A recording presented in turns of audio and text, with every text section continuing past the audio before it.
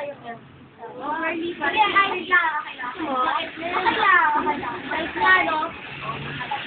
Guys, naniniwala ba kayo sa mga serial killers na yan? Serial killers? Oo, yung mga magmamaatay tao. Alam mo, kagaya na sila yung nakahawak sa Africa. Asa ba yun? Yun. Hindi ata yun. Isa. Ano ka doon? Nasing ka na? By the way, same topic. Bradley, kamusta na yung boyfriend mo? Boyfriend? Wala akong boyfriend. Hey, yung misteryoso? Yung niloloko ko? Oo. Okay lang. Ew! Weird kaya yun, promise. Bakit ba? Paano mo siya pinaiibig? Siyempre, with my nuts. Wow! Okay, tayo. Okay, or Bradley. Oh, you want to her?